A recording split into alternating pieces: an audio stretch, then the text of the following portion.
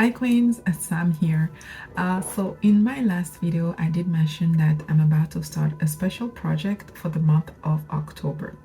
So I'm going to be sharing that with you today, and if that's something that you will like to be part of, please feel free to let me know in the comments, because the more the merrier, and it's great to have a group doing that because then we can keep each other accountable.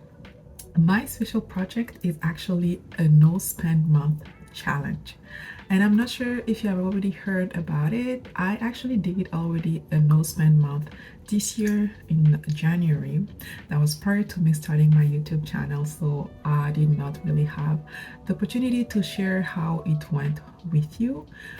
But for the month of October, it's totally different. I'll be sharing my journey with you, my struggles, and definitely I'll let you know if somehow I end up splurging on something that I've decided not to splurge on for the month of October.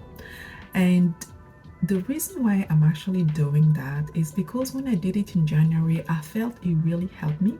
And I did it actually because Shida's on the loose, Rashida Dow, she's a career break coach. She decided to put a group together to do the no spend month challenge in January.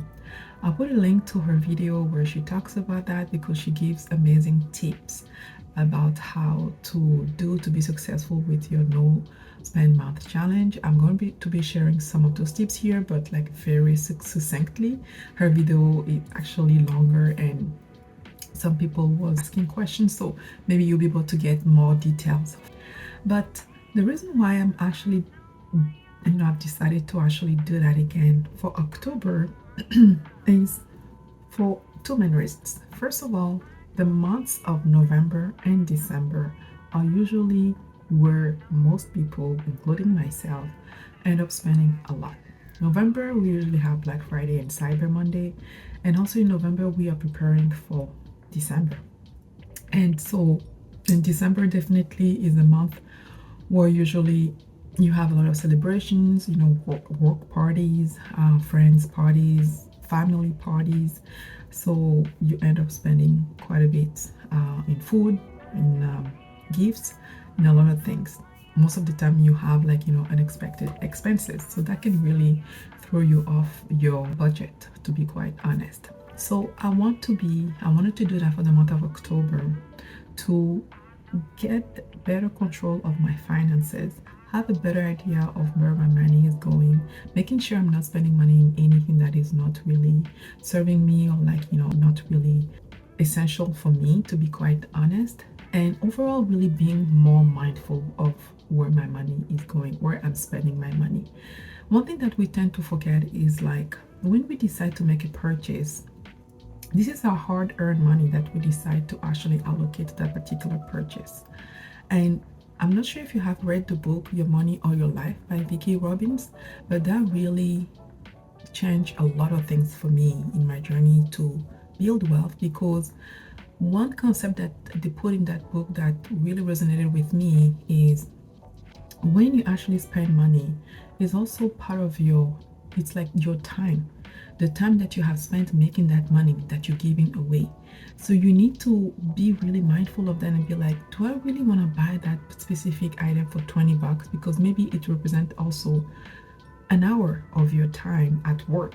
Does it really worth an hour of your time at work? And when we take time to do that little exercise, especially as we buying things online or purchasing stuff, when we are actually out and about, that really helps us to control our expenses and eventually leaves more money in our pocket, so we can actually do more investments and invest long term, and that can really serve us for the long term. Now, I'm not saying, again, in relation to one of the videos I did in the past, that you have to stop having fun. One of the concepts with the no spend month challenge is that one way or the other, there might be already expenses that you will be incurring that month. So it's for you to look at it and decide if those expenses really need to happen, or if those are the ones that maybe you can postpone to another time. So personally, I know there are like some expenses that one way or the other I'll have to incur for the month of October. So I already have a good idea of how much it is. Clearly, everything that I'm already paying on a regular basis, like my mortgage, my transportation, gas in my car insurance, um, my child daycare, and all of those things needs to be paid regardless, even if I'm doing a no spend month challenge. But there are like other things also that I've planned for October, which need to happen. Like I need to get to my hairdresser so she can retight my locks, because it's been almost 2 months now, and that's where I start to feel the need that there needs to be retightened. So I'm not gonna postpone that further, because then after it just end up costing me even more money. So I'm going to be making that happen in October. So there are like few things like that I know will happen in October. But other than those specific things, it's really all of the extras that usually we have, those impulses that sometimes we have. Sometimes we see like a sale on something and like, I need to get this. Do you really need to get it? Or maybe you can you wait? And so the idea is not for you to completely decide not to buy the item, but when you're doing a no spend month challenge and you see something that you feel like, oh, this is a good price, or like something that you want to buy, usually you just start making a list of those things. You make a list of those things, and come November you can go back to that list. And most of the time, because you have really built some space between the time you had the urge to buy and the time that you may be buying, most of the time you look at the list and maybe you don't even want half of those items any longer. Sometimes someone may have gifted that to you, or you were able to find it, someone some sort of Facebook group for free. Like there's some other ways. Like sometimes when we really build that space between what the urge of getting something and just like giving the time to think about it, things can happen. So that's really the gist of a no spend month challenge. My personal goal is really to making sure that at the end of October, when I look at my expenses, I'm really comfortable with each and every of them. And it's not something that I do every month, of course. I do not recommend to people to be doing a no spend month every month. I know she does on the low. She actually did it for a year. She said that she did a no spend year challenge. I raised my hat to her. That's not something that I don't think I'm nowhere near to try. I think I can do 1 month here and there, very specific months for specific reasons. But to do an entire year, that's definitely commitment, like a big commitment. And so that's that. So that's what I'm actually about to get started for the month of October. Again, I'm not using that reason to be splurging like crazy in September, and just because I'm like feeling that I'm going to be depriving myself in October, because I'm not. That's not the case. I actually don't feel that I'm going to be depriving myself. I'm just going to be more mindful, more present when it comes to making some expenses, and just like making sure that I keep my power, I keep my money in if I don't really need to buy that certain item.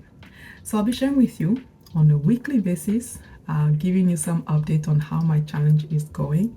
And if you are doing it as well, I would love to hear how's yours is going as well. Like, what are the struggles? What are the wins? Let's keep each other accountable. And then, when comes the end of October, we can all celebrate together. And, I'll be really curious to see how we actually fare through the month of October with this no spend month challenge. As usual, if you did get some value from this video, don't forget to hit the like button and to subscribe. Hit the notification bell because you want to know when I'm actually providing my update. And I'll be 100% transparent with you. I'm not holding anything back. I'm telling you exactly what's happening and how I'm actually doing on my end with the challenge. And I hope that you can also do the same on your end.